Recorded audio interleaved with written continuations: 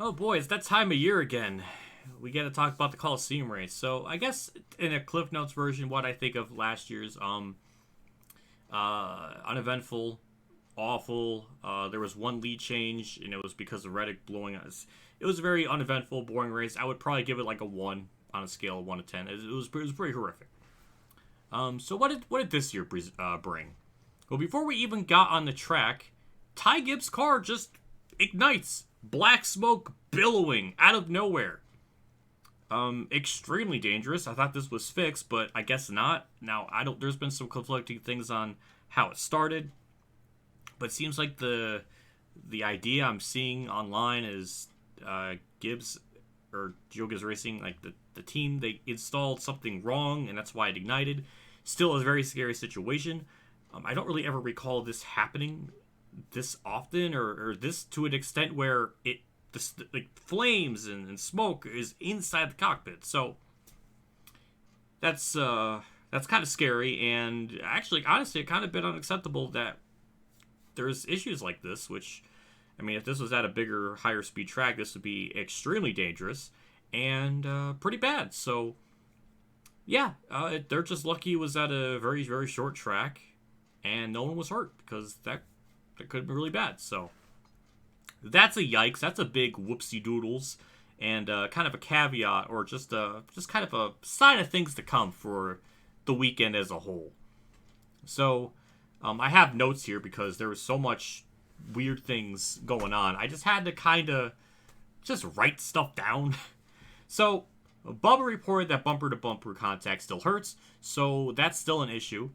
Maybe it's fixed for like actual like crashes, but the fact that anyone saying that it hurts is a bit alarming. And considering there was a comical amount of people just running it over each other, yeah, that's kind of a problem if drivers are getting hurt from a bump. So yeah, that's not good. That's actually quite pretty sad.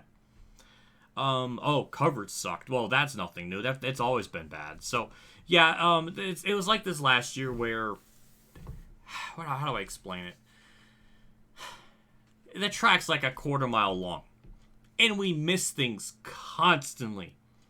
I mean, it's laughable how much we just miss things, or the camera's like super zoomed in, trying to get like a dynamic, camera angle shot and everything. It was just ridiculous.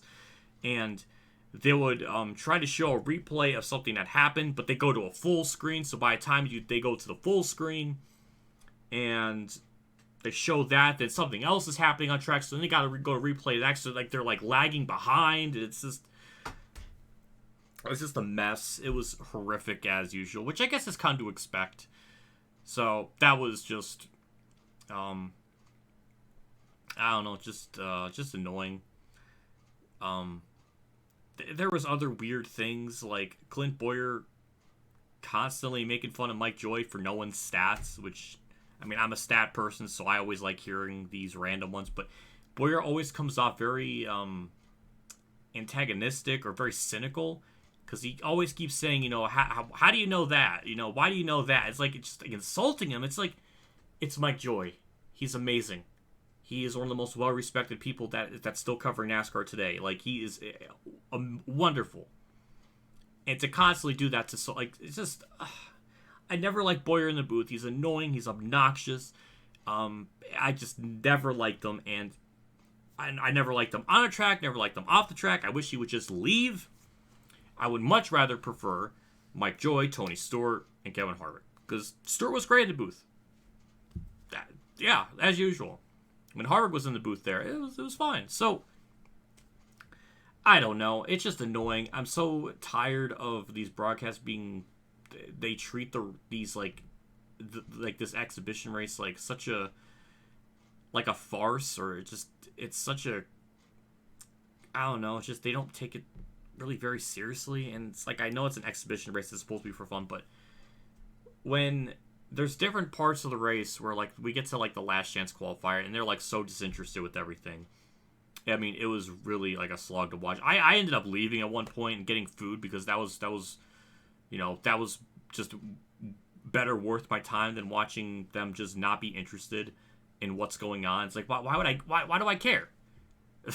So like that's a whole other thing. Yeah, it's just, I don't know. I guess if we want to go like through the heats, I mean the heat races were okay. Really the biggest issue was there was one incident where Cindric spun, but that wasn't a yellow, so they kept going. Like that was maybe the only inconsistent weird yellow. But everything else, at least when they had a yellow, at least was consistent and made sense. So bravo. Maybe that gets like half a point in my rating system now. I don't know, but yeah, just there was maybe one moment in the entirety of the heat where I kind of liked it. Because Truex and Kyle Busch were crossing each other over for like 2 laps. One would make the pass, they would do a crossover and get to it. Like that was awesome. I love that. It's just a shame that was literally for like 1% of the whole event. And yeah, it just turned into like just comical bumper cars after a while. Like I don't mind beating and banging, that's kind of part of racing, but when you see drivers just smashing through people and they wreck, and it happened a ridiculous amount of times in this race. There was like, 16 yellows? And that's not even factoring in the heats. Who knows how many more there was. That probably could have been like maybe freaking 25 or 30 of those incidents. I don't know, but it's just ridiculous amounts. Like everyone drove like a complete amateur, except for Truex, who I think was the only one. And I'm a Truex simp boy, and I will criticize him when I can, because sometimes he can get could be a little whiny. It's like I could call him out, but yeah, he was like the only one that drove like a human being. I don't know. It's funny. It's funny how that works out. But yeah, it was just embarrassing watching these drivers just kind of just plow through people so much, and especially since apparently the bumpers weren't fixed. So, like they're doing this, and it's like it's actively hurting the drivers, which a bump should not be hurting them. So I don't know. It's just one thing after another with this with this sport about something, but yeah, it's just weird. But yeah, it's just so many wrecks in the heat. It seemed like when they weren't wrecking and they were actually trying to race, it wasn't horrible. It was actually better than last year, which I know is not a crazy bar. I mean, the bar was literally set to like a 1. So, I mean, it didn't have much higher to go. Or it couldn't get much worse. But, yeah, so the heats overall were okay. Just too many wrecks. Too many yellows. Which I thought might have been the worst. Or at least the what's the best word for it? Like, the least offensive out of the whole event. Like, that, I thought that might have been, like, the worst. Okay, there was a lot of wrecks. Maybe the main won't be too bad. I don't know. Yeah. And I also have my notes. They gave up a last chance qualifier, which I already established. And, yeah. Then we get to the driver introductions, which I don't know if it's the most embarrassing thing of the whole night. But it might be up there. I mean, just... Is it so hard to give a shit about the sport that you're announcing or introducing these drivers enough to know what Kevin Harvick's freaking name is? How do you? It's only Kevin Harvick's last season in the sport full time or ever really, and you don't even know his name or you flub it up. A driver that has 60 plus wins at championship and actually has a pretty damn outstanding number of facts when you do some research, and he's probably one of the top 10 or 15 greatest drivers ever in the sport, and you don't even know his name. And poor Kevin Harvick in the background, he just had this he was just doing this like this, like he knew it's like, oh, I can't believe he did that. Like he was embarrassed. That was just a joke and a half. And the guy was trying to make like comedy acts, comedy skits out of everything, and it's just like, just announce the goddamn driver, announce their accomplishments in the sport, do some goddamn research, and stop with comedy acts. It just makes the sport look like if honestly NASCAR just came out one day and just said, oh, we're all about entertainment, we don't care about legitimacy, then maybe in that context, yeah, that's what they're going for. But they still want to try to be entertainment, but they still want to be legitimate, so I don't know what they really want. I don't know what this hand motion is. I'm losing my damn mind. So, there was that, which was egregious. And it's just embarrassing. Then, first 75 laps went by, and it was actually pretty good. There was actual comers and goers. There was an actual lead change. I'm bouncing around in my chair. I'm getting that excited because that's how bad last year's was. So there was like actual lead changes, which is mind-boggling. And then the first half ends, and unfortunately, this is where just the race just goes down the drain and falls apart because we just have wreck after wreck after wreck.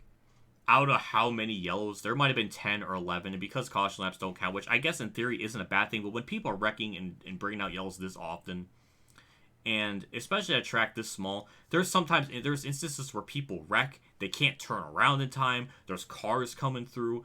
It's just... They're lucky nothing worse could have happened. But yeah, just a mess, a complete mess. David Land's video, someone on his Twitter or something was counting stuff up. So apparently, it took them 37 minutes to complete 5 laps. That is sad. I mean, that just puts it in perspective of just how much wrecking was going on, and just this might be a nuclear take. I don't know. But I don't know if this was worse than a 2020 Clash. But I mean, it definitely surpassed it in terms of cautions. This had 16, the Clash I think had 6 in 2020. I mean, more people were racing at the end of this, so there's that, but in terms of just yellows, I mean, it was just a disaster. And it's a shame too, because if there wasn't so many wrecks and it was just a race. Nobody was running each other over. People could pass. Like, when they were actually racing, it looked all right. Like, people could do stuff, which is insane. I don't know how that worked or what, math equation they did to figure it out, but when they were able to race, it was actually okay. But what's unfortunate is that little bit of positivity gets completely just wiped out the window when you have wreck after wreck, people running through each other. The broadcast booth just literally missing stuff so, like, just constantly, or they just either at times almost get disinterested. Boyer's, blabbing on about some nonsense. The introduction being embarrassing. You see what I'm getting at? Just like that first half of the race and that little bit of racing here and there. That little bit of good faith gets destroyed with all this other stuff, and it just chips away at that good stuff, and it leaves you just thinking like, and there's like speculations or rumors of this being a point race because Auto Club's not going to come back on a schedule next year because of conflict, or they can't finish the track in time, which makes sense. But why even mess with Auto Club in the first race after last season? And it's going to be even more depressing watching this year's Auto Club race when it's going to be amazing, and they're going to just demolish it for another track that's almost the size of the Coliseum but slightly bigger. And I don't know. I just don't get it. I don't get it. So, yeah, I don't know. It was just one of those typical races where it was just frustrating to watch. And it almost doesn't even really seem like it's more about the race. It's more about just trying to just get people from a different, part of the state or country to get into NASCAR, but they do it in a way where they don't take themselves seriously. It almost feels like a comedy act, and they're throwing celebrities all over the place, and it just kind of gets grating after a while, because it almost seems like the race isn't even like the focus, which I feel like it should. It almost felt more of an afterthought.